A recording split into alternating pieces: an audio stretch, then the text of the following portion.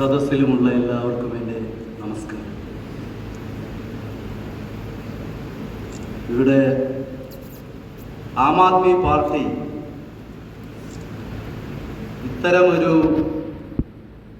Meeting ഇവിടെ വിളിച്ചു കൂട്ടിയതിൽ എനിക്ക് ഹൃദയം നിറഞ്ഞ നന്ദിയുണ്ട്. കാരണം കേരളത്തിൽ ജനപക്ഷത്ത് നിൽക്കുന്ന ഒരേ ഒരു പാർട്ടി ആം ആദ്മി പാർട്ടി. നിങ്ങളുടെ പ്രിയങ്കരനായ സംസ്ഥാന അധ്യക്ഷൻ അഡ്വക്കേറ്റ് വിനോദ് മാത്യു വിൽസൺ കുറേ കാര്യങ്ങൾ പറഞ്ഞു.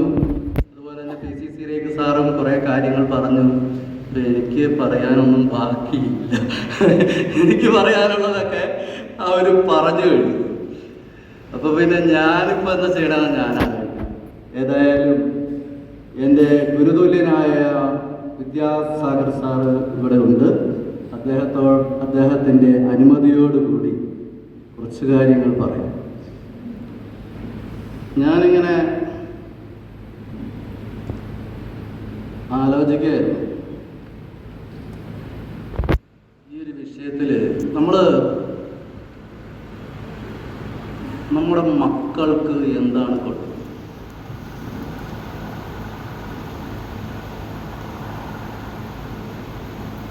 ഭക്ഷണം, വെള്ളമൊക്കെ നമ്മൾ കൊടുക്കുന്നുണ്ട്. എന്ത് ഭക്ഷണമാണ് കൊടുക്കുന്നത്? എന്ത് വെള്ളമാണ് കൊടുക്കുന്നത്?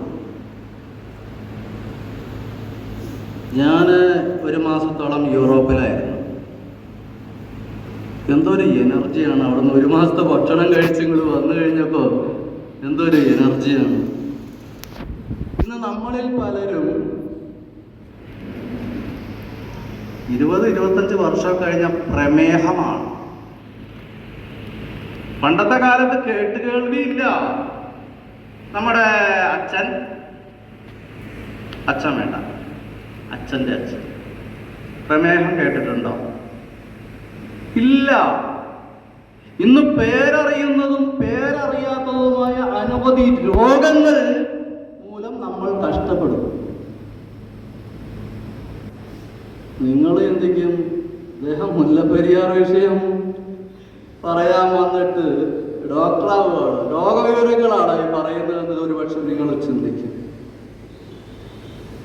ഞാൻ നിങ്ങളുടെ ശ്രദ്ധയെ ഒരു ലാബോറട്ടറിയിലേക്ക് ക്ഷണിക്കുകയാണ്. വടക്ക് കളിയിക്കവള അടുത്ത് കേരളത്തിന്റെ ഒരു ചെക്ക് പോസ്റ്റ് ഉണ്ട്.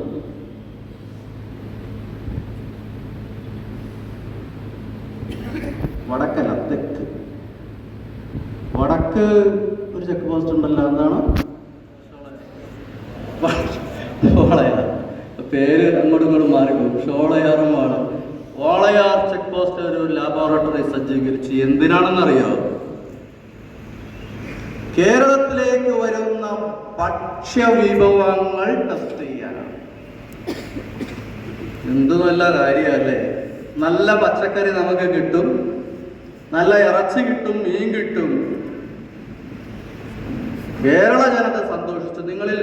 നിങ്ങൾക്ക് മൊബൈൽ ഫോൺ ഉണ്ടല്ലോ, നിങ്ങൾ FB-യിലോ മറ്റോ ഒക്കെ ഒന്ന് വിടുകയാണെങ്കിൽ കുറേ പേരിലേക്ക് കൂടി സന്ദേശം എത്തും. കയ്യിലുള്ളവർ FB ലൈവ് ഇടാം, അല്ലെങ്കിൽ റെക്കോർഡ് ചെയ്ത് ഷെയർ ചെയ്യാം, എന്തെങ്കിലുമൊക്കെ ചെയ്യും. അപ്പം വാളയാറിലൊരു ചെക്ക് പോസ്റ്റ് സ്ഥാപിച്ചു, ഒരു ലാബോറട്ടറി സ്ഥാപിച്ചു. ആ ചെക്ക് പോസ്റ്റിൽ തമിഴ്നാട്ടിൽ നിന്ന് ആദ്യത്തെ ലോറി വന്നു. അതിലുള്ള പഴങ്ങളും പച്ചക്കറിയൊക്കെ എൻഡോസൾഫാനിൽ കുളിപ്പിച്ചു കൊണ്ടുവന്നിരിക്കുന്നു. ലോറി തിരിച്ചയച്ചു. രണ്ടാമത്തെ ലോറി വന്നു. ലോറി തന്നെ എൻഡോസൾഫാനിൽ കുളിപ്പിച്ചിരിക്കുന്നു. ഞാൻ തമിഴ്നാട്ടിൽ പോയപ്പോൾ ഒരു തെങ്ങ് കണ്ടു. ഒരു കാക്ക പോലും ആ തെങ്ങിന്റെ ഓലയിൽ വന്നിരിക്കില്ല. കാര്യം എന്താണെന്ന് അന്വേഷിച്ചപ്പോഴാണ് മനസ്സിലാവുന്നത്, എൻഡോസൾഫാൻ നിറച്ച ഒരു കിഴി തെങ്ങ് തുറന്ന് അതിൻ്റെ ഉള്ളിൽ വെച്ച് അടയ്ക്കും. ഒരു തേങ്ങ പോലും കേടില്ല. ഒരു തേങ്ങ എടുക്കാനല്ല, കരിക്ക് കേരളത്തിലേക്ക് കൊണ്ടുപോകാനുള്ള കരിക്ക് നമ്മൾ വിശ്വസിച്ച് കരിക്ക് പോലും കുടിക്കാൻ പറ്റുന്നുണ്ടോ? നമ്മൾ ആശുപത്രിയിലൊക്കെ നമ്മുടെ അച്ഛനും സഹോദരന്മാരും ഒക്കെ രോഗിയായിട്ട് കിടക്കുമ്പോൾ ഒരു നല്ല കരിക്ക് വാങ്ങിച്ചു കൊടുക്കാൻ കഴിയുന്നുണ്ടോ?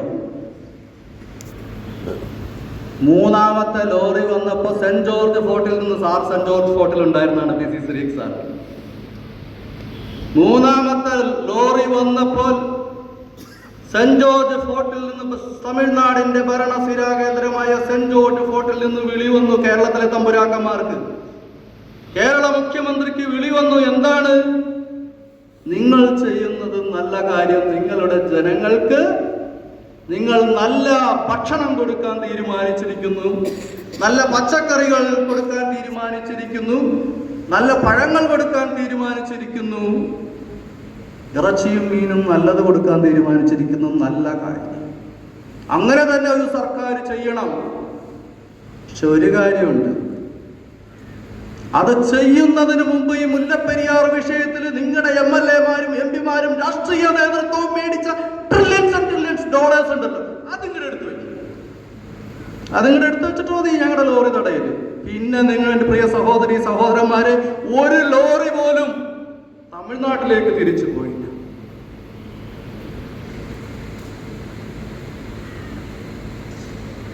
ആലോചിക്കണം, നമ്മുടെ മക്കൾക്ക് നമ്മൾ എന്ത് ഭക്ഷണമാണ് കൊടുക്കുന്നത്? ഇനി വെള്ളം കൊടുക്കാൻ പറ്റുമോ? ഭക്ഷണത്തിന്റെ കാര്യം പോട്ടെ, വെള്ളം കൊടുക്കാൻ പറ്റും? പച്ചവെള്ളേ. ഞാൻ വളരെ അഭിമാനത്തോടുകൂടി ആലുവക്കാരനായ ഒരാൾ വളരെ അഭിമാനത്തോടുകൂടി പറയായിരുന്നു, ഞാൻ കിണറിലെ വെള്ളമാണ് കുടിക്കുന്നത്, ശുദ്ധജലമാണ് ഞാൻ കുടിക്കുന്നത് എന്ന് അഭിമാനത്തോടു കൂടി പറയുമായിരുന്നു. അവസാനം ഒരു ഡൽഹിയിൽ നിന്ന് ഒരു സയന്റിസ്റ്റ് വന്നു, അല്ല സാറ് കുടിക്കുന്ന വെള്ളം ഡിസ്ഇൻഫെക്റ്റഡ് ഗ്രേഡ് 1 വാട്ടറാണ്. എന്താന്ന് എനിക്ക് മനസ്സിലായില്ല. കേരളത്തിൽ ശുദ്ധജലമില്ല. അപ്പൊ ഞാൻ ചോദിച്ചു, മഴ പെയ്തു വരുന്നതോ? അപ്പൊ അദ്ദേഹം സാർ ഒരു കാര്യം ചെയ്യും, മഴ പെയ്യുമ്പോൾ കുറച്ച് വെള്ളം എടുക്ക്, കിണറ്റിൽ നിന്ന് കുറച്ച് വെള്ളം എടുക്ക്, മുനിസിപ്പൽ സപ്ലൈ, ഞങ്ങളുടെ ആലുവ മുനിസിപ്പാലിറ്റിയുടെ സപ്ലൈ അത് കൊടുക്ക്, പരിശോധിക്കാം. ഞാൻ വളരെ അഭിമാനത്തോടെ കിണറിലെ വെള്ളമാണ് കുടിക്കുന്നത്, ശുദ്ധജലമാണ് കുടിക്കുന്നത് വിചാരിച്ചിരുന്ന ഞാനിത് 3 കൂടി ടെസ്റ്റിന് അയച്ചു.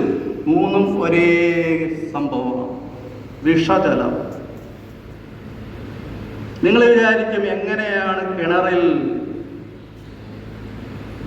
കിണറിലെ വെള്ളം വിഷജലമായി മാറും? നാട് മുഴുക്കെ ഫാക്ടറികൾ കൊടുക്കുന്നു. പുഴക്കുഴൽ എത്ര അടി വേണം? 50 അടി, 10 അടി പൊക്കത്തിൽ വെക്കും. ജനത്തിന്റെ മൂക്കിലേക്ക് വിഷപ്പുക. ഈ വിഷപ്പുകയാണ് വെള്ളമായി മഴയോടൊപ്പം താഴേക്ക് വരുന്നത്.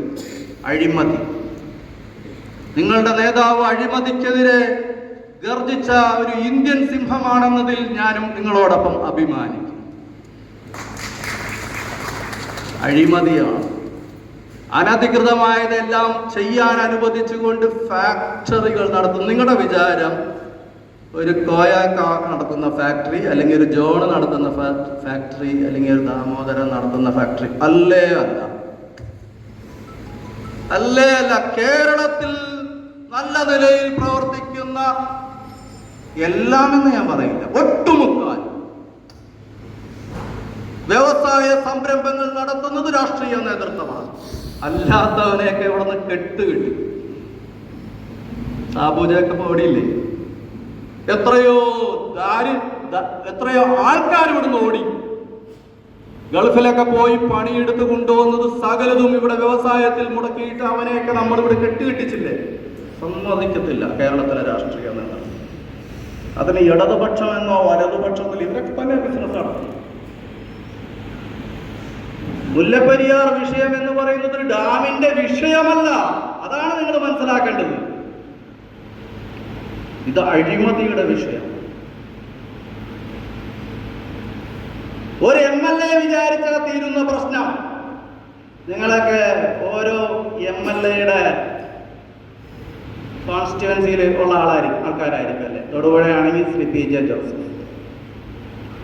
ഒരു MLA വിചാരിച്ചാൽ തീരുന്ന പ്രശ്നമേ ഉള്ളൂ മുല്ലപ്പെരിയാർ വിഷയം. എങ്ങനെയാണെന്നല്ലേ, ഞാൻ സുപ്രീം കോടതിയിൽ കേസ് കൊടുത്തു. എന്തു പറഞ്ഞിട്ടാണ്? റിലയബിലിറ്റി സയന്റിസ്റ്റുകൾ വന്ന് ഡാം പരിശോധിച്ച് അതിന്റെ ഡേറ്റ് ഓഫ് ഡീകമ്മീഷനിങ് ഫിക്സ് ചെയ്യണം എന്നുവരെ നിൽക്കും. അവര് പറയാണ് കരാറിന്റെ കാലാവധിയായ 999 വർഷം നിൽക്കുന്നു പറഞ്ഞാൽ നിന്നോട്ടെ. കാരണം അവരാണ് എത്രമാത്രം എന്ത് എക്യുപ്മെന്റും റിലയബിൾ ആണെന്ന് പറയാൻ അധികാരപ്പെട്ടവർ. ഇന്ത്യ വാങ്ങിയല്ലോ റാഫേൽ എയർക്രാഫ്റ്റ് ഫ്രാൻസിൽ നിന്ന്. ആ റാഫേൽ എയർക്രാഫ്റ്റ് എത്ര നാൾ ഇന്ത്യൻ എയർഫോഴ്സിന് റിലയബിൾ ആണെന്ന് പറയേണ്ടത് അവരാണ്. ഇന്ന് മനുഷ്യ ശരീരത്തിൽ ആർട്ടിഫിഷ്യൽ ഹാർട്ട് വരെ വെക്കുന്നുണ്ട്. അത് എത്ര നാൾ റിലയബിൾ ആണെന്ന് പറയേണ്ടത് റിലയബിലിറ്റി സയന്റിസ്റ്റുകളാണ്. ഒരു സിമന്റ് സ്ട്രക്ചർ, ഈ കെട്ടിടം എത്ര നാൾ റിലയബിൾ ആണ്?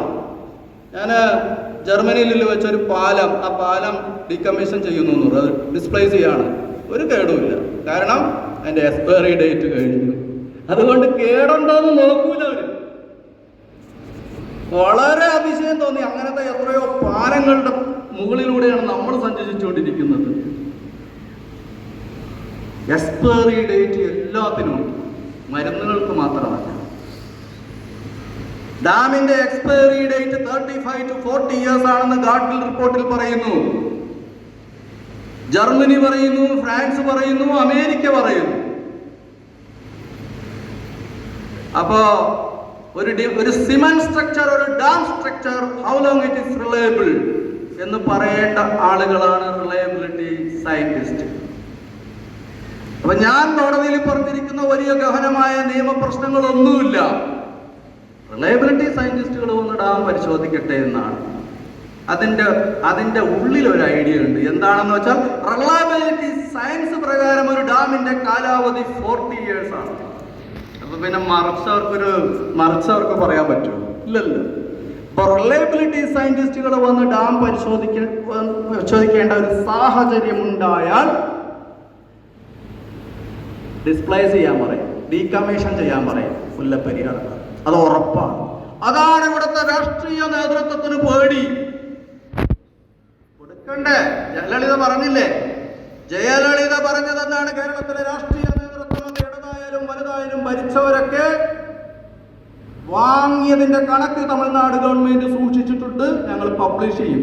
ഇത് അഡ്വക്കേറ്റ് റസ്സൽ ചോയി പറഞ്ഞതല്ല. ഇല്ല, ജയലളിത പറഞ്ഞതാണ്. തമിഴ്നാടിന്റെ പ്രിയങ്കരിയായിരുന്ന മുഖ്യമന്ത്രി പറഞ്ഞതാണ്.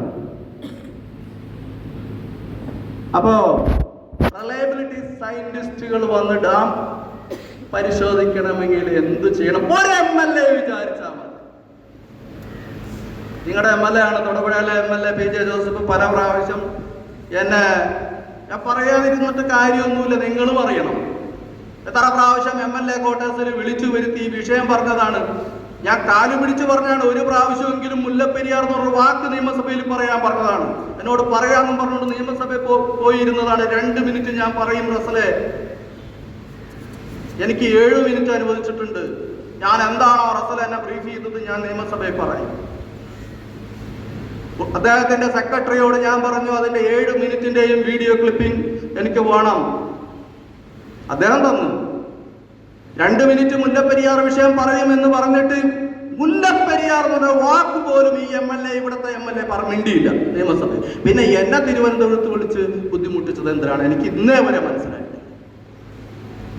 അപ്പൊ ഒരു MLA വിചാരിച്ചാൽ ഈ പ്രശ്നം തീരും എന്ന് പറയുന്നത് ഒരു പ്രമേയം അവതരിപ്പിക്കണം നിയമസഭയിൽ. സുപ്രീം കോടതിയിലുള്ള കേസ് WPC റിട്ട് പെറ്റീഷനാണ്. WPC 771 of 2021 എന്ന കേസിൽ കേരള സർക്കാർ പിന്തുണയ്ക്കണം. റിലയബിലിറ്റി സയന്റിസ്റ്റുകൾ വരുമ്പോൾ അവരുടെ ചെലവ് കേരള സർക്കാർ കൊടുക്കണം. ഈ രണ്ടേ രണ്ട് സെന്റൻസ് പറഞ്ഞ് സുപ്രീം കോടതിയിൽ ഈ കേസിൽ ഒരു അഫിഡവിറ്റ് ഇട്ടാൽ മുല്ലപ്പെരിയാർ പ്രശ്നം തീർന്നു, റിലയബിലിറ്റി സയന്റിസ്റ്റുകൾ വന്ന് ഡാം പരിശോധിക്കും. അതിനൊരു MLA ചെയ്യേണ്ടത് നിയമസഭയിൽ ഒരു പ്രമേയം കൊണ്ടുവരിക എന്നുള്ളത്. ചെയ്യോ? ഏതെങ്കിലും ഞാൻ വെല്ലുവിളിച്ച് 140 MLA-മാരെ വെല്ലുവിളിച്ചിട്ട് റസൽ ജോയി പറയുന്നു, നിങ്ങൾക്ക് കഴിയുമോ കേരളത്തിലെ ജനപക്ഷത്ത് നിൽക്കാൻ, കേരളത്തിലെ ജനങ്ങളോട് കൂടെ നിൽക്കാൻ നിങ്ങൾക്ക് സാധിക്കുമോ? ഇപ്പൊ വലിയ മാമാങ്കം നടക്കുന്നുണ്ടോ? എന്ത് യാത്രയാണ്? നവകേരള യാത്ര. സാധിക്കുമോ നിങ്ങളുടെ ഒരു MLA-ക്ക്? പ്രതിപക്ഷത്തോട് ഞാനിത് തന്നെയാണ് ചോദിക്കുന്നത്. നിങ്ങളുടെ ഒരു MLA-ക്ക് അത്തരം ഒരു പ്രമേയം ജനപക്ഷത്ത് നിന്ന് കൊണ്ടുവരാൻ സാധിക്കുമോ? Another milestone we achieved together. അവിടെ എഴുതി വെച്ചേക്കണാണ്, ഞാൻ പറയുന്നതല്ല. Another milestone we achieved together. Aam Aadmi പാർട്ടിയുടെ കേരള ചരിത്രത്തിൽ ഒരു അച്ചീവ്മെന്റ് ആണ് ഈ സമ്മേളനം. ഇവിടെ നമ്മൾ തുടങ്ങുകയാണ്. 140 MLA-മാർ ശബ്ദിക്കുന്നില്ലെങ്കിൽ, കേരള ജനപക്ഷത്ത് നിൽക്കുന്നില്ലെങ്കിൽ, 20 MP-മാര് ലോകസഭയിലുള്ള ഒരു ജനപക്ഷത്ത് നിൽക്കുന്നില്ലെങ്കിൽ, രാജ്യസഭയിലെ MP-മാര് നിൽക്കുന്നില്ലെങ്കിൽ, ഒരു സംശയവും വേണ്ട, ഈ ഇരിക്കുന്ന സമൂഹത്തിൽ നിന്ന് MLA-മാരും MP-മാരും ഉണ്ടാവും. ഈ ഇരിക്കുന്ന വിനോദ് മധ്യ വിൽസൺ മുഖ്യമന്ത്രിയാവും. ഇതൊന്നും അകലത്തൊന്നുമല്ല. ഇത് നമ്മുടെ കൈവെള്ളയാണ്. ഈ ജനങ്ങളുടെ മുമ്പാകെ നമ്മൾ വെക്കേണ്ട ഒരേ ഒരു കാര്യം എന്താണ്? നമ്മൾ എബിളാണെന്ന് കാണിക്കുക. ഇടതുപക്ഷത്തെയും വലതുപക്ഷത്തെയും മാറ്റി നിർത്തിക്കൊണ്ട് ഞങ്ങൾ ഭരണത്തിലേക്ക് എത്തും എന്ന് ഒരു ബോധ്യം, ഒരു ഉൾക്കാഴ്ച ഈ കേരളത്തിലെ ജനങ്ങൾക്ക് കൊടുക്കാൻ കഴിഞ്ഞാൽ ഇവിടെ ഇരിക്കുന്നവർ MLA-മാരായിട്ട് നിയമസഭയിലുണ്ടാവും.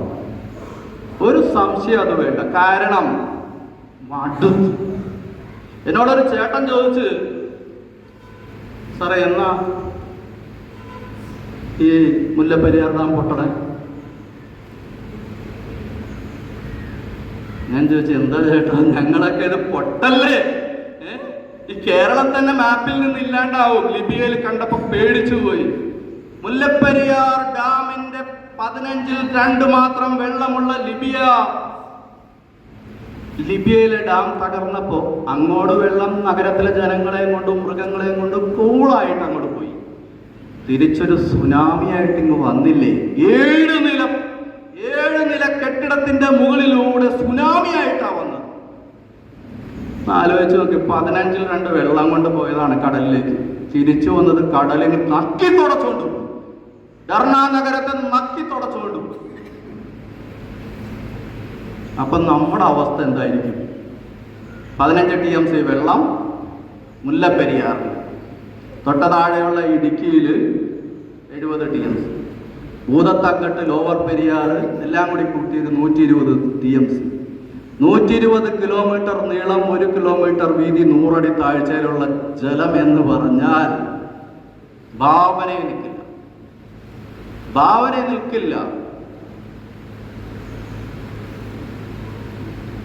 അതുകൊണ്ട് കടലിലേക്ക് പോയാൽ, കടൽ തിരിച്ചു കയറി വന്നാൽ കേരളം ഉണ്ടാവോ? കർണാടകയുടെ തീരപ്രദേശങ്ങൾ ഉണ്ടാവുമോ? മുംബൈ ഉണ്ടാവുമോ? ഗോവ ഉണ്ടാവോ? ഉണ്ടാകില്ല എന്നൊരാൾ പറഞ്ഞിട്ടുണ്ട്. ആരാണ്? നോസ്ട്രഡാമസ് പറഞ്ഞ പ്രവചനങ്ങളിൽ പൂർത്തീകരിക്കാതെ പോയ ഏക പ്രവചനം ഇതാണ്. പൂർത്തീകരിക്കപ്പെടരുത് അല്ലേ? ഈ പ്രവചനം പൂർത്തീകരിക്കപ്പെടരുത്. അപ്പോ ഞാൻ പറഞ്ഞത്, ഒരു MLA-ക്ക് സാധിക്കും, ഒരു MP-ക്ക് സാധിക്കും. MP-ക്ക് സാധിക്കുന്ന പറഞ്ഞാൽ കേന്ദ്ര സർക്കാർ ഈ കേസിൽ കക്ഷിയാണ്. ഞാൻ കൊടുത്ത കേസ് കേന്ദ്ര സർക്കാർ പറയാണ്, റിലയബിലിറ്റി സയന്റിസ്റ്റുകൾ വന്ന് ഡാം പരിശോധിക്കട്ടെ, അതിന്റെ നെസസറി എക്സ്പെൻസ് ഞങ്ങൾ ബെയർ ചെയ്തോളാം എന്ന് പറഞ്ഞാൽ തീരും. അത് ആവശ്യപ്പെടാൻ കേരളത്തിൽ നിന്നൊരു MP പോലുമില്ല. രാജ്യസഭയിലും ഇല്ല, ലോകസഭയിലും ഇല്ല എന്നുള്ള സത്യം നമ്മൾ തിരിച്ചറിവാണ്. അറിവല്ല നമുക്ക് വേണ്ടത്, തിരിച്ചറിവാണ്. ഇങ്ങനെ പോയാൽ നമ്മുടെ മക്കളുടെ മൂക്കിൽ ചെളി കയറും എന്നുള്ള തിരിച്ചറിവാണ് നമുക്ക്. രാഷ്ട്രീയം മാറേണ്ടതുണ്ട്, കേരളത്തിലെ രാഷ്ട്രീയം മാറേണ്ടതുണ്ട്. അതുകൊണ്ട് നിങ്ങൾ എന്നെ കേട്ടുപോകുന്ന നിങ്ങളുടെ MP-യോട് പറയുക, സാറേ പാർലമെന്റിൽ ഗീർവാണം അടിച്ചിട്ട് കാര്യമില്ല, മുല്ലപ്പെരിയാർ എന്ന് പറഞ്ഞ് പ്രസംഗിച്ചിട്ട് കാര്യമില്ല. നിങ്ങളൊരു അഡ്ജോൺമെന്റ് മോഷൻ, അടിയന്തര പ്രമേയം, കോളിംഗ് ഇൻ മോഷൻ, ശ്രദ്ധ ക്ഷണിക്കൽ പ്രമേയം, എന്തെങ്കിലും ഒന്ന് നിങ്ങൾ ചെയ്യും. നിങ്ങൾ അധികാരപ്പെട്ടവരാണ്, ചെയ്യും. നിങ്ങൾ ആവശ്യപ്പെടണം. നിങ്ങളുടെ MLA, നിങ്ങളുടെ പ്രിയങ്കരായ MLA-മാരോട്, MP-മാരോട്, നിങ്ങൾ അവർക്കൊക്കെ ഫോണുണ്ടല്ലോ, വിളിച്ചു പറയണം, സാറേ ആ കേസിനെ സപ്പോർട്ട് ചെയ്യും. കേരള സർക്കാർ അങ്ങനെ ആവശ്യപ്പെട്ടുകൊണ്ട് നിങ്ങളൊരു പ്രമേയം അവതരിപ്പിക്കുക. അല്ലാണ്ട് അവിടെ നിന്ന് പ്രസംഗിക്കണ്ട. നിങ്ങൾ ഒരു പ്രസംഗവും അവിടെ നടത്തണ്ട. നിങ്ങളൊരു അടിയന്തര പ്രമേയത്തിന് അല്ലെങ്കിൽ കോളിംഗ് അറ്റൻഷൻ മോഷന് നിങ്ങൾ നോട്ടീസ് കൊടുക്കും. കഴിഞ്ഞ ദിവസം ഇടുക്കി MP-യോട്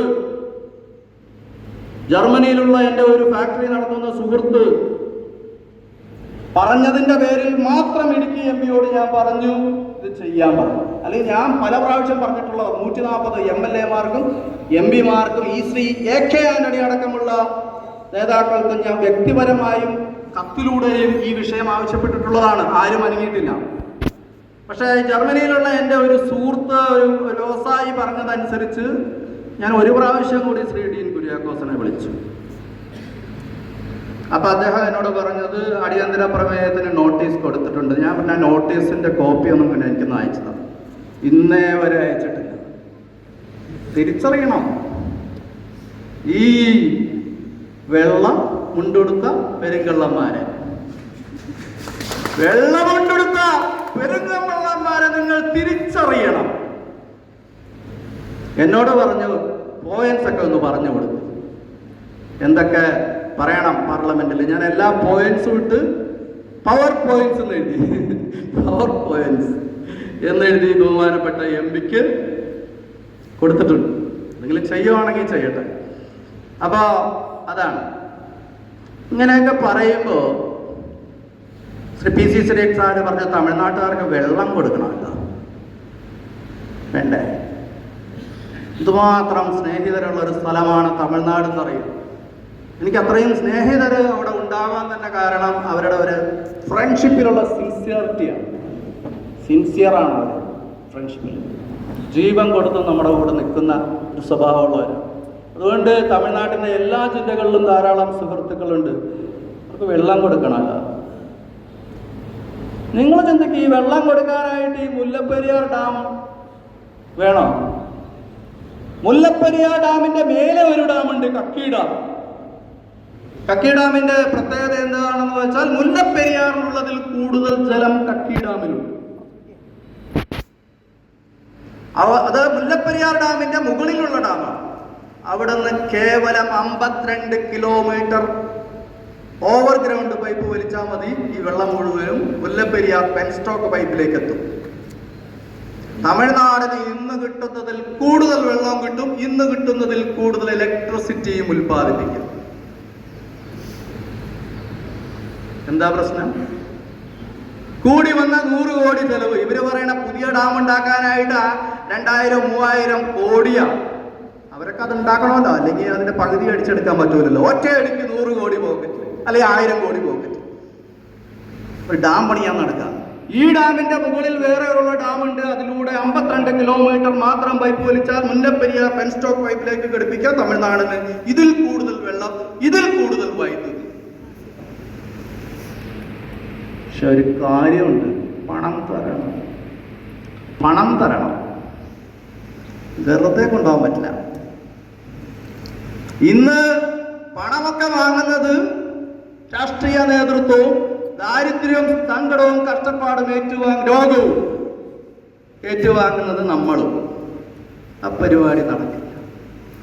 പുതിയ കരാറ് വരും. കക്കി ഡാമിൽ നിന്ന് വെള്ളം കൊടുക്കാൻ തീരുമാനിച്ചാൽ ഇല്ലാത്ത കരാറിന്റെ പേര് പറഞ്ഞ് കേരളവും തമിഴ്നാട്ടിലെയും രാഷ്ട്രീയ നേതൃത്വം താങ്ങി നിർത്തിയിരിക്കുന്ന ഒരു ഡാം അപ്രസക്തമാവും. തമിഴ്നാട്ടിൽ നിന്ന് ഇത് പറയാൻ ഒരാളുണ്ടായി. തമിഴ്നാട് ഘടകം BJP പ്രസിഡന്റ് ശ്രീ അണ്ണാമലൈ പച്ചയോടെ തുറന്നടിച്ച് പറഞ്ഞു. എന്താ പറഞ്ഞത്? കേരളത്തിലെ ഇടത് വലത് രാഷ്ട്രീയ നേതൃത്വവും തമിഴ്നാട്ടിലെ DMK രാഷ്ട്രീയ നേതൃത്വവും കൂടി ഇരു സംസ്ഥാനങ്ങളിലുമുള്ള ജനങ്ങളെ വഞ്ചിക്കുകയാണ്. അണ്ണാമലൈ പറഞ്ഞതാ. വെളിവുള്ളവരുണ്ട് നാട്ടിൽ, IPS ആണ്, സാറിനെ പോലെ സിവിൽ സർവീസിലുള്ള ആളാണ്, IPS-ലുള്ള ആളാണ്. അദ്ദേഹം പറഞ്ഞു, ഞാൻ പറഞ്ഞു താങ്കൾ പറഞ്ഞ ആ ഒരൊറ്റ സ്റ്റേറ്റ്മെന്റിൽ താങ്കളുടെ മുഖത്ത് നോക്കി, കാരണം 10 വർഷമായിട്ട് ഞാനിവിടെ പറയുന്നതാണ്, താങ്കളുടെ മുഖത്ത് നോക്കി ഒരു അഭിനന്ദനം എനിക്ക് പറയണം, ഞാൻ ചെന്നൈയിലേക്ക് വരട്ടെ. അദ്ദേഹം പറഞ്ഞ മറുപടി എന്താണെന്നറിയോ? ബഹുമാനനായ അഡ്വക്കേറ്റ് ശ്രീ റസൽ ജോയി, താങ്കൾ ചെന്നൈയിലേക്ക് വരരുത്. കേരളത്തിലുള്ളവർ നിങ്ങളെ അറിയുന്നതിൽ കൂടുതൽ തമിഴ്നാട്ടിലുള്ളവർ നിങ്ങളെ അറിയും. ആരെങ്കിലും പ്രശ്നം ഉണ്ടാക്കിയാലോ അത് പേടിച്ചിട്ടാണ്. അതുകൊണ്ട് ഞാൻ പൊള്ളാച്ചിയിലേക്ക് വരാം. അപ്പൊ കേരളത്തിൽ നിന്ന് കുറച്ചങ്ങോട്ട് നീങ്ങിയാൽ മതിയല്ലോ. ആരോടും പറയാൻ നിൽക്കണ്ട, എന്നെ കാണാൻ വരുന്ന കാര്യം നമുക്ക് കാണാമോ. അങ്ങനെ ഞാൻ അദ്ദേഹത്തെ പൊള്ളാച്ചിയിൽ പോയി മുഖാമുഖം ദർശിച്ച് എൻ്റെ അഭിനന്ദനം അറിയിച്ചു. അദ്ദേഹം പറഞ്ഞു, ഞാൻ കേരളത്തിൽ വന്ന് പറയാം. ഞാൻ ആലോചിച്ചുകൊണ്ടിരിക്കുന്നു, ശ്രീ അണ്ണാമലയെ കേരളത്തിൽ കൊണ്ടുവന്ന് ഇതുപോലെ ഒന്ന് പറയിപ്പിക്കണം, ആലോചിച്ചുകൊണ്ടിരിക്കും. അപ്പം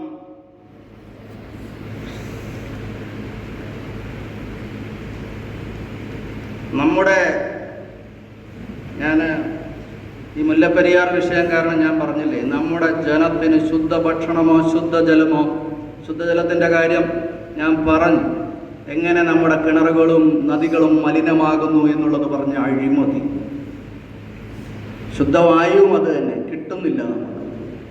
നിങ്ങൾ മനസ്സിലാക്കണം, ഒരു 10-20 കൊല്ലം മുമ്പ് കുപ്പിവെള്ളം മേടിക്കുന്ന ഒരു സംഭവം നമുക്ക് അജ്ഞാതമായിരുന്നു. പക്ഷെ ഇന്ന് നമ്മൾ കുപ്പിവെള്ളം മേടിച്ചത് ഇവിടെ തന്നെ ഇരിക്കും. 10 കൊല്ലം കഴിയേണ്ടി വരില്ല. ഓക്സിജൻ സിലിണ്ടേഴ്സ്, വേദിയിലും സദസ്സിലും ഉള്ളവർക്ക് ഓക്സിജൻ സിലിണ്ടേഴ്സ് കൊടുക്കേണ്ടി വരും. അഴിമതിയാണ് കാരണം. 100 രൂപ കിട്ടിയാൽ 40 രൂപ LDF-ന്, 40 രൂപ UDF-ന്, 20 രൂപ ബാക്കിയുള്ള എല്ലാവർക്കും, മാധ്യമങ്ങൾക്കും. എന്തൊരു കച്ചവടമല്ലേ, എന്തൊരു കച്ചവടമാണ്. ഞാൻ നേരത്തെ പറഞ്ഞ കാര്യത്തിൽ കണ്ടിന്യൂഷൻ പോയി. ഒരു ചേട്ടൻ വന്ന് എന്നോട് ചോദിച്ചു, എന്നാ മുല്ലപ്പെരിയാർ ഡാം പൊട്ടും? ഞാൻ പറഞ്ഞു, ഞങ്ങളെല്ലാം പൊട്ടല്ലേ എന്ന് പ്രാർത്ഥിക്കുന്നു. അപ്പൊ നിങ്ങളെന്താണ് പൊട്ടണമെന്ന് ആഗ്രഹിക്കുന്നത്? വയ്യ. ഇവിടെ ബംഗാളികൾക്കും ആസാമികൾക്കും മാത്രമേ ജീവിക്കാൻ പറ്റൂ. രണ്ടറ്റവും കൂട്ടിമുട്ടിക്കാൻ വല്ലാതെ കഷ്ടപ്പെടുന്നു. കുട്ടികളെ പഠിപ്പിക്കാനാവുന്നില്ല. കുട്ടികളെ പഠിപ്പിക്കാൻ വേണ്ടി ഭക്ഷണത്തിൽ റേഷനിങ് നടത്തുന്ന ഒരു ചേട്ടനാണ് എന്നോട് സംസാരിച്ചത്. ആത്മഹത്യ ചെയ്യാതിരിക്കുന്നത് മക്കളെ ഓർത്തിട്ടാണ്. നിങ്ങളൊന്ന് ആലോചിച്ച് നോക്കി, എന്ത് പുരോഗതി ഈ നാട്ടിലുണ്ടായത്. യൂറോപ്പിലൊക്കെ ആണെങ്കിൽ അവിടെ ഒരു കാറ്റ് പോലും ഞാൻ കണ്ടില്ല. കാറ്റാടി യന്ത്രങ്ങളാണ് കണ്ടത്, കാറ്റില്ല. അവിടെയാണ് കാറ്റാടി യന്ത്രങ്ങൾ, വിൻഡ്മിൽസ്, വൈദ്യുതി ഉൽപ്പാദിപ്പിക്കാൻ. കേരളത്തിന്റെ അവിടം തൊട്ട് ഇവിടം വരെയും, കാസർഗോഡ് തൊട്ട് കന്യാകുമാരി വരെയും സീഷോർ ഉണ്ട്. ഒരു വിൻമില്ല് പോലും ഉണ്ടോ? ഇല്ല. വലിയ ഡാംസ് ഉണ്ടാക്കി വെക്കണം. 1000 കോടിയുടെ, 2000 കോടിയുടെ, 3000 കോടിയുടെ ഡാംസ് ഉണ്ടാക്കി വെച്ചാലാണ് വലിയ പ്രോജക്റ്റ്, വലിയ അഴിമതി നടത്താൻ പറ്റുള്ളൂ. എന്തിന് വിൻമിൽസ്, എന്തിന് സൗരോർജ പാനലുകൾ? അവിടെ വെളിച്ചമില്ല. അപ്പൊ ഒരു പുതിയ സിസ്റ്റം വന്നിരിക്കുന്നു. ഡയറക്റ്റ് സൺലൈറ്റ് ഇല്ലെങ്കിൽ പോലും വൈദ്യുതി ഉൽപ്പാദിപ്പിക്കുന്ന പാനൽസ് ഉണ്ട് അവിടെ. മഞ്ഞറിഞ്ഞു കിടന്ന സ്ഥലത്ത് ഉള്ള വെളിച്ചം ഉപയോഗപ്പെടുത്തിക്കൊണ്ട് വൈദ്യുതി ഉൽപ്പാദിപ്പിക്കും. സർവ സൗഭാഗ്യങ്ങളും നിറഞ്ഞു നിൽക്കുന്ന ഈ കേരളത്തിലെ ജനത അനുഭവിക്കുന്നത് ദുരന്തം, രോഗം, അവസാനം മുല്ലപ്പെരിയാർ പൊട്ടി ഇടുക്കി ഡാമും തകർന്നുള്ള മരണം. ഇതല്ല. ആരാണ് മുല്ലപ്പെരിയാർ ഡാം പൊട്ടെന്ന് പറയുന്നത്? അഡ്വക്കേറ്റ് റസൽ ജോയി ജീവിതത്തിൽ പറഞ്ഞിട്ടില്ല മുല്ലപ്പെരിയാർ ഡാം പൊട്ടുമെന്ന്. പൊട്ടുമെന്ന് പറഞ്ഞവരെ നിങ്ങളൊന്ന് ശ്രദ്ധിക്കും. ശ്രീ പിണറായി വിജയൻ പറഞ്ഞു, ഇല്ലേ? മനുഷ്യച്ചങ്ങല നീർത്തില്ലേ? മുല്ലപ്പെരിയാർ ഡാം പൊട്ടുമെന്ന് പറഞ്ഞിട്ട് ഞാൻ പറഞ്ഞിട്ടില്ല. ശ്രീ ഉമ്മൻചാണ്ടി, ശ്രീ രമേശ് ചെന്നിത്തല പ്രതിപക്ഷത്തുള്ളവരും പറഞ്ഞില്ലേ? അന്ന് പ്രതിപക്ഷത്തുള്ളവൻ ഇന്ന് ഭരണപക്ഷത്തും, അന്ന് ഭരണപക്ഷത്തുള്ളവൻ ഇന്ന് പ്രതിപക്ഷത്തും മാറി മറിഞ്ഞുണ്ട്. ഇവർക്ക് ഇവിടുത്തെ ഒരു രാഷ്ട്രീയ നേതാവിനും ഇവിടുത്തെ 2 രാഷ്ട്രീയ നേതാക്കൾക്കും ഖത്തറിലെ ഷെയ്ഖിനും കൂടി ഖത്തറിൽ 8,000 കോടി റിയാലിന്റെ വാർഷിക ടേൺ ഓവറുള്ള ഫാക്ടറി വരെയുണ്ട്. എന്ത് ഭരണം അവിടെ നടക്കണ കൊള്ളയല്ലേ? ഇവനൊക്കെയാണ് ഞാൻ പ്രതിപക്ഷം, അവൻ ഭരണപക്ഷം, ഒറ്റപക്ഷമുള്ളൂ, കച്ചവടം. നമ്മളൊക്കെ ഒരുപാട് സ്ട്രഗിൾ ചെയ്യണം. നമ്മളെ ആക്കി വെച്ചിരിക്കുന്നത് എങ്ങനെ? മദ്യത്തിൽ അങ്ങോട്ട് കുളിപ്പിക്കും. പിന്നെ രാവിലെ എഴുന്നേറ്റ ചിന്ത എന്താണ്? കുടിക്കണം, അല്ലാതെ മുല്ലപ്പെരിയാർ തലയിലേക്ക് വരുമോ? ഇല്ല. യുവാക്കളെ 25,000 കോടി രൂപയുടെ മയക്കുമരുന്നാണ് കേരളത്തിൽ നിന്ന് പിടിച്ചത്. 5,000 കോടിയുടെ ലക്ഷദ്വീപിൽ നിന്ന് പിടിച്ചു. 25,000 കോടിക്കൊന്നും ഒരു വിലയുമില്ല. മയക്കുമരുന്ന് കേരളത്തിലെ യുവാക്കൾക്ക് അർമാദിക്കാനുള്ള സാധനമാണ്. ഈ മയക്കുമരുന്നിന്റെ പ്രതിഫലം രാഷ്ട്രീയ രംഗത്തും സാമുദായിക രംഗങ്ങളിലുമൊക്കെ പണമായി, പിടിച്ചടക്കലായി, നമ്മളെ അടിമത്തത്തിൽ നിന്ന് അടിമത്തത്തിലേക്ക് തള്ളിവിടുന്ന പ്രേരക ശക്തിയായി പണം മാറുന്നു. തിരിച്ചറിയും. എന്നോട് പറഞ്ഞു, ലോക്കൽ സെക്രട്ടറിക്കെതിരെ എന്തെങ്കിലും പറഞ്ഞാൽ എൻ്റെ കാര്യം കട്ടപ്പോക, അതുകൊണ്ട് മുല്ലപ്പെരിയാർ പൊട്ടിയാലും കൊള്ളാം, പൊട്ടിയില്ലെങ്കിലും പോവാം, പൊട്ടിയില്ലെങ്കിലും കുഴപ്പമില്ല. രാഷ്ട്രീയ നേതൃത്വത്തിനെതിരെ നിൽക്കാൻ, ധീരമായി നിൽക്കാനുള്ള ഭയം, ഈ ഭയം കൊടുത്തിരിക്കുകയാണ് ജനങ്ങളുടെ മനസ്സിലേക്ക്, യുവാക്കളുടെ മനസ്സിലേക്ക്. എല്ലാത്തിനോടും ഭയമാണ്. നേതൃത്വത്തിനെതിരെ ശബ്ദിക്കാൻ ഭയം. ഈവൻ സ്വന്തം വാർഡിലെ അഴിമതിക്കെതിരെ, സ്വന്തം പഞ്ചായത്തിലെ അഴിമതിക്കെതിരെ ശബ്ദിക്കാൻ ഭയം. ലോക്കൽ മണ്ഡലം പ്രസിഡന്റ് എന്ത് വിചാരിക്കും? ഇതാ ചിന്ത. എന്നിട്ട് മക്കൾക്ക് കൊടുക്കുന്ന എന്താണ്? വിഷം ഉരുളയാക്കി മക്കളെ കൊടുക്കും. നീ മക്കളെ 25 വയസ്സിൽ പ്രമേയം അല്ലേ? മാറേണ്ടതല്ലേ? കേരളം എന്താ? ചാവേറ് എന്ന് പറയുന്ന വാക്ക് പോലും ലോകത്തിന് കൊടുത്തത് മലയാളമാണ്. വള്ളുവക്കോനാദിയുടെ മാനം രക്ഷിക്കാൻ വേണ്ടി 13 വർഷത്തിലൊരിക്കൽ സ്വന്തം പുത്രന്മാരെ, 17ഉം 18ഉം വയസ്സുള്ള പുത്രന്മാരെ കൈവെള്ളം മുറിച്ച് രക്തതിലകം ചാർത്തിയ അമ്മമാര് വിടുമായിരുന്നു ചാവേറായിട്ട്. ആ നാടിന്റെ ഇപ്പോഴത്തെ അവസ്ഥ എന്താണ്? ഭയം. യുവാക്കൾക്ക് ഭയം.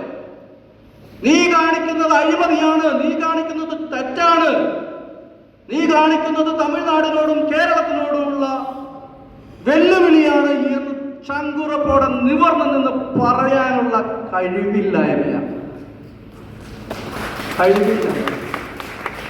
ഇതാണ് ഇവിടുത്തെ പഠിപ്പീര്. പാഠപുസ്തകങ്ങൾ വരെ മാനിപ്പുലേറ്റ് ചെയ്തിട്ടുണ്ടാക്കി വെക്കുന്ന, തലച്ചോറിൽ കയറ്റി വെച്ചിരിക്കുന്നത് ഇതാണ്. ഈ തലച്ചോറിലുള്ള ഈ എന്താ ചിപ്പ്, ഇവർ കയറ്റി വെച്ചിരിക്കുന്ന സാധനം ഉണ്ടല്ലോ, ചിപ്പ് എന്നാണ് പറയാ, എന്താണ് അത്? പോണം. നമുക്ക് വലിയൊരു ഉത്തരവാദിത്തമുണ്ട്. കേരളത്തിലെ ഓരോ യുവാവിന്റെ അടുത്തും ഒന്ന് ചിപ്പിളക്കി കളയുക. അവന്റെ തലയിൽ അടിച്ചു കയറ്റിയിരിക്കുന്ന സാധനങ്ങൾ, വൃത്തികെട്ട സാധനങ്ങളെല്ലാം നിനക്ക് പ്രാപ്തരാക്കുക. നിനക്ക് മയക്കുമരുന്ന് തരുന്നത് നിന്നെ അർമാദിക്കാനല്ല, അവർക്ക് അർമാദിക്കാനാണ്. അവർക്ക് ലോക തലസ്ഥാനങ്ങളിലെല്ലാം ഫ്ലാറ്റും റിസോർട്ടും സമ്പാദിക്കാനാണ്. നീ ഉപയോഗിക്കരുത് മകനെ എന്ന് പറയാൻ ആർജവമുള്ള മാതാപിതാക്കൾ ഉണ്ടാവണം ഈ രാജ്യത്ത്, കേരളത്തിൽ. ഇവരെയൊക്കെ രാഷ്ട്രീയം കുറയ്ക്കും. ഈ രാഷ്ട്രീയം ഈ നാട്ടിൽ നിന്ന് പോകും. പുതിയൊരു തലമുറ ഉണ്ടാവണം. ഈ രാജ്യത്തിന് വേണ്ടി ചാവേറായി മരിക്കാൻ, ഒരു ഗുഡ് കോസിന് വേണ്ടി ചാവേറായി മരിക്കാൻ യുവതകൾ ഉണ്ടാവണം. ഉണ്ടായിരുന്ന ഒരു കാലം. ഘട്ടം ഘട്ടമായി കേരളത്തെ നശിപ്പിച്ചുകൊണ്ടിരിക്കുന്നു. ഇന്ന് ഇവരുടെ അഴിമതിയുടെ ഫലമായിട്ട് എന്താ സംഭവിച്ചിരിക്കുന്നത്? ഭൂകമ്പം. നമ്മുടെ അപ്പനപ്പന്മാരൊക്കെ ഭൂകമ്പങ്ങളെ കുറിച്ച് കേട്ടിട്ടുണ്ടോ? 2011 റിക്ടർ സ്കെയിൽ 2 എന്ന് തുടങ്ങിയ മാഗ്നിറ്റ്യൂഡ് തുടങ്ങിയ ഭൂകമ്പം ഇന്ന് കൂടിക്കൂടി വന്ന് ഗ്രാജുവലായിട്ട് കൂടിക്കൂടി വന്ന് 3.4 എത്തിയിരിക്കുന്നു. 1900 കേരളം വിറച്ചു. നല്ലേപ്പള്ളി എന്ന് പറയുന്ന പാലക്കാട് ചിറ്റൂർ താലൂക്കിൽ ഒരു ഭൂകമ്പം ഉണ്ടായി. റിക്ടർ സ്കെയിലിൽ 6 വന്ന ഭൂകമ്പം. നല്ലേപ്പള്ളി പ്രഭവം പാലക്കാട് ചിറ്റൂർ താലൂക്കിലെ നല്ലേപ്പള്ളി പ്രഭവ കേന്ദ്രമായിട്ട് എപ്പിസെന്ററായിട്ട് വന്ന ഭൂകമ്പം എറണാകുളം മുതൽ മധുരൈ, കോയമ്പത്തൂർ ആ മേഖലകളെ ഉറപ്പിച്ചു. തൃശൂർ ഇന്നത്തെ പോലെ അമ്പരചുംബികളായ കെട്ടിടങ്ങൾ ഇല്ലാതിരുന്നത് കൊണ്ട് അധികം നാശനഷ്ടങ്ങൾ ഉണ്ടായില്ല, കുറെ പേരൊക്കെ മരിച്ചു. ആ ഭൂകമ്പം 100 വർഷത്തിന് 30 വർഷം പിമ്പോ 30 വർഷത്തിന് ശേഷമോ സംഭവിക്കുമെന്ന് സീസ്മോളജിസ്റ്റ് പറയുമ്പോൾ നമ്മൾ ഭയപ്പെടേണ്ടേ? 84 ഡാംസ് ഉണ്ടാക്കി വെച്ചിരിക്കും, നമ്മൾ ഭയപ്പെടണ്ടേ? അപ്പൊ 100 വർഷത്തിന് 30 വർഷം എന്നുള്ളത് നടന്നിട്ടില്ല. 100 വർഷം കഴിഞ്ഞ് 30 വർഷം എന്ന് പറയുന്നത് 23, 24ലേക്ക് കടക്കുന്നു. ഏതു നിമിഷവും കേരളത്തിൽ വിറപ്പിച്ചുകൊണ്ട് ഒരു ഭൂകമ്പം ഉണ്ടാവാം. 84 ഡാംസ് ഉണ്ടാക്കി വെച്ചിട്ട് എന്താ സംഭവിച്ചിട്ടുള്ളത്? ഭൂമിയുടെ അടിയിലേക്ക് പ്രഷർ 64 സ്ക്വയർ കിലോമീറ്റർ സ്ഥലം വെള്ളത്തിനടിയിലാക്കി. മുല്ലപ്പെരിയാർ 65 സ്ക്വയർ കിലോമീറ്റർ സ്ഥലം വെള്ളത്തിനടിയിലാക്കി. ഇടുക്കി ഡാം സമസ്ത ജീവജാലങ്ങളെയും വനത്തെയും നശിപ്പിച്ചുകൊണ്ടാണ് 84 ഡാംസ് ഉണ്ടാക്കി വെച്ചിരിക്കുന്നത് ഇവര്. അതുകൊണ്ട് 84 കടലുകൾ ഉണ്ടാക്കി വെച്ചിരിക്കുന്നത് കൊണ്ട് ഈ കടലിന്റെ പ്രഷർ ഭൂമി ഭൗമാന്തർ ഭാഗത്തേക്ക് വന്നിട്ട് പാറകൾ ഇളകി തെന്നി തമിഴ്നാട് വരെ പോയിട്ട് എല്ലാ ഡാംസിന്റെ അടിയിലും വലിയ ഗർത്തങ്ങൾ, വലിയ പൊത്തുകൾ രൂപപ്പെട്ടിട്ടുണ്ട്. ഇതെല്ലായിടത്തും എനിക്ക് കിട്ടണ വേഗം നിർത്തിക്കോളാനാണ് അല്ലേ?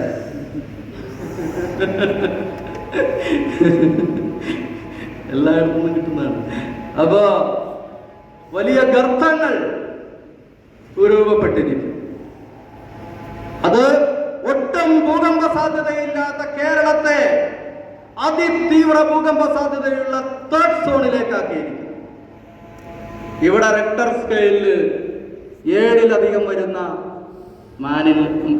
ഭൂകമ്പങ്ങൾ ഉണ്ടാകാം, മാഗ്നിറ്റ്യൂഡ് വരുന്ന ഭൂകമ്പങ്ങൾ ഉണ്ടാകാം. എറണാകുളത്ത് വൈറ്റിലയിൽ ഒരു അനൗദ്യോഗിക റിപ്പോർട്ടോട് ഒരു എപ്പിസെന്റർ കണ്ടെത്തിയിരിക്കുന്നു എന്ന്. 7-ലധികം വരുന്ന ഭൂകമ്പം ഉണ്ടാകാൻ സാധ്യതയുണ്ട് എന്ന്. ജനങ്ങൾ പാനിക്കായി പോയെങ്കിലോ എന്ന് വിചാരിച്ച് പുറത്തു വിടാതിരിക്കുന്നതാണെന്ന് തോന്നുന്നു. ഏതായാലും അങ്ങ് അനൗദ്യോഗികമായ റിപ്പോർട്ടാണ്. പക്ഷെ ആ റിപ്പോർട്ട് വേണ്ടത് സീസ്മോളജിസ്റ്റുകൾ പറയുന്നു. ഹർഷേ ഗുപ്ത, ലോകപ്രസിദ്ധ സീസ്മോളജിസ്റ്റായ ഹർഷേ ഗുപ്ത പറയുന്നു, കേരളം ഒരു വലിയ ട്രാജഡിയുടെ മുമ്പിലാണ്. ഇത് ഇടുക്കിക്കാരുടെ പ്രശ്നം, ഇത് എറണാകുളത്തുകാരുടെ പ്രശ്നം, ഞങ്ങൾക്കൊരു പ്രശ്നവുമില്ല എന്ന് പറയുന്ന കാസർഗോഡുകാരനും തിരുവനന്തപുരംകാരനും മനസ്സിലാക്കുക. ഹർഷേ ഗുപ്ത പറഞ്ഞത് ഇടുക്കി എന്നല്ല, കേരളം എന്നാണ്. 84 ഡാംസ് ഉണ്ടാക്കി വെച്ചിരിക്കുന്ന കേരളം എന്നാണ്. നമ്മുടെ അഫ്ഗാനിസ്ഥാനിൽ സംഭവിക്കുമ്പോൾ അത് അവിടെയാണ്, നേപ്പാളിൽ സംഭവിക്കുമ്പോൾ അത് ഇവിടെയാണ്, ഇവിടെയാണ് മറ്റിടത്താണെന്നൊക്കെ പറയും. ഇവിടെ പുകഞ്ഞുകൊണ്ടിരിക്കുകയാണ് നമ്മൾ. ഒരു അഗ്നിപർവ്വതത്തിന്റെ മുകളിൽ നിൽക്കുന്ന പോലെ പുകഞ്ഞുകൊണ്ടിരിക്കുകയാണ്. ഏതായാലും ഇനി അധികം നീട്ടുന്നില്ല. അവസാനമായി ഒരു ചെറിയ കാര്യം കൂടി പറഞ്ഞ് ഞാൻ അവസാനിപ്പിക്കാം.